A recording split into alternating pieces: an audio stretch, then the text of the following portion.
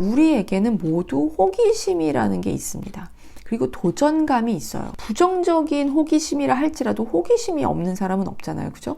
그리고 뭔가를 해보고 싶은 마음을 나는 이 세상에 태어나서 단 한 번도 느낀 적이 없다. 이렇게 얘기하는 사람은 없을 거예요.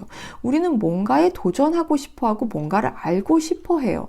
이것이 바로 내적 동기인데 이거는 과제 자체에 대한 흥미를 갖는 것이고요. 최적의 도전을 추구하고 네, 이거는 웬 오타인가요? 그 다음에 기술과 역량을 개발해서 숙달하려는 이건 바로 선천적인 경향을 말합니다. 여기서 선천적이라고 하는 것이 중요한데요. 저는 호기심도 없고요. 만족감도 없고요. 도전감도 없어요. 라고 하는 사람이 있다면 어떻게 된 거예요? 학습된 무기력이 된 거죠. 말 그대로. 네, 학습된 무기력을 느끼는 사람들은 분명히 선천적으로 주어진 이것이 전혀 느껴지지 않는 그런 사람들이라고 할 수 있습니다. 근데 이런 이제 선천적인 경향성에 의해서 뭔가를 하게 되는 게 내적 동기라면 외적 동기는 그 행동에 대한 어떤 대가 혹은 보상이 있는 거예요. 그래서 그게 돈이 될 수도 있고 칭찬이 될 수도 있고 자우지간 외부에서 주어지는 그것은 다 외적 동기라고 할 수 있습니다. 우리가 무엇인가를 할 때 모든 일에 있어서 다 내적 동기로만 움직일 수는 없거든요. 네, 외적 동기가 사용이 돼야 됩니다. 이게 적절하게 조화를 이루어야지 되는데 이제 우리나라의 그 경쟁 문화와 학교에서의 특히 대학 입시 만을 위주로 한 그런 교육을 여러분들이 너무 오랫동안 받다 보니까 이 외적 동기로 인한 행동을 주로 하다 보면 이 내적 동기는 어디론가 사라져 버리거나 아니면 부정적으로 자꾸 쓰여지는 거죠. 그러니까 우리에게 이게 선천적인 경향성이라고 하는 것은 자우지간 쓰여져야 된다는 걸 의미하거든요. 그런데 자연스럽게 쓰여지지 못하니까 부정적인 방법으로 가는 거고요. 그것의 극단적인 예가 바로 엠번방 사건 같은 일이라고 할 수 있습니다. 그래서 이 외적 동기와 내적 동기가 적절하게 잘 활용이 되는 게 중요한데요. 여기서 여러분들이 꼭 또 기억을 해야 될 게 바로 과잉 정당화 효과라는 거예요. Over Justification Effect라고 해서 여러분들이 스스로 내적 동기에 의해서 뭔가를 했어요. 열심히 했는데 갑자기 외적 보상이 주어지는 거예요. 그러면 내가 내적 동기로 시작을 했음에도 불구하고 이걸 잊어버리고 마치 내가 외적 보상 때문에 그 행동을 한 것처럼 느끼게 되는 일을 말해요. 예를 들자면 여러분들이 어느샌가 공부를 스스로 너무너무 열심히 했어요. 그래서 예를 들어서 시험에서 100점을 맞았어요. 엄마가 너무 좋아하시면서 예를 들어서 너 이번에 스마트폰을 바꿔줄게 이렇게 그런 일이 실제로 있을 수 있을까요? 모르겠지만 이렇게 말씀을 하신 거예요. 그 스마트폰을 떡하니 받았어요. 그러면 마음이 어떻게 되냐면 마치 내가 공부를 한 게 이 스마트폰을 얻기 위해서 공부를 한 것처럼 연결이 돼버리면서 내가 이전에 정말 내 스스로 공부를 하고 싶었던 마음이 잊어버려지게 된다는 거예요. 그러니까 그 다음에도 내적 동기로 공부를 한다기보다는 그냥 어떤 외적 보상을 자꾸 바라면서 공부를 하게 된다는 거죠. 이번에 스마트폰을 바꿔주셨는데 그럼 다음엔 또 뭘 바꿔주실까? 이런 기대가 또 생기게 되고 내적 동기가 감소를 하게 된다는 거죠.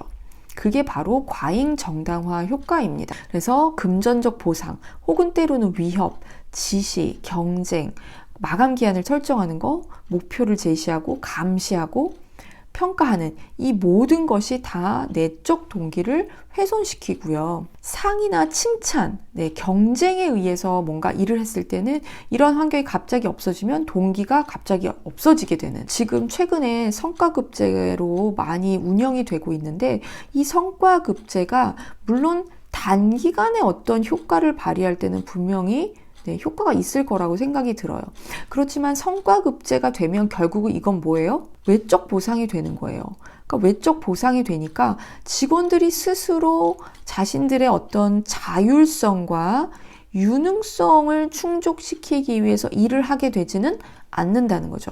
그러면 장기적인 관점에서 봤을 때 그 회사에 정말 좋은 것인가?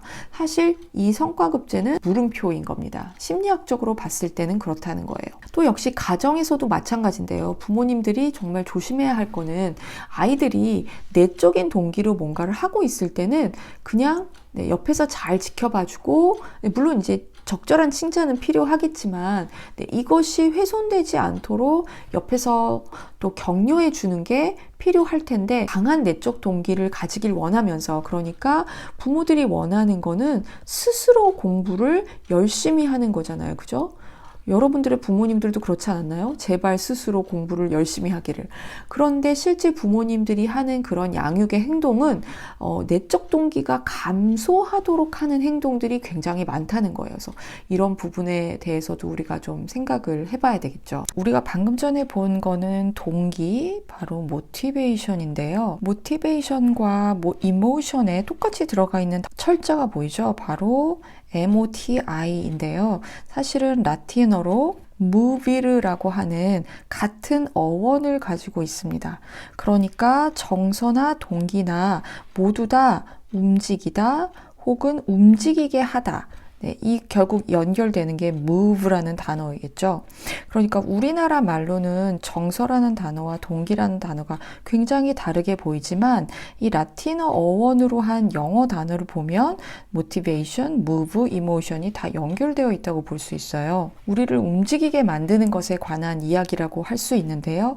동기가 그 하나의 축이라면 또 다른 축은 바로 정서입니다. 그러니까 감정이라고도 우리가 표현하기도 하고 느낌이라고도 표현을 하는데 정서는 이 모든 것을 포함하는 좀 더 추상적이고 통합적인 개념이다 라고 여러분들이 이해하면 될 것 같아요. 사실 정서를 표현하는 데는 분명히 사회 문화의 영향이 있어요. 아까 이야기한 대로 아무래도 동양에서의 표현과 또 서양에서의 감정 표현, 정서 표현이 좀 다르죠. 그죠?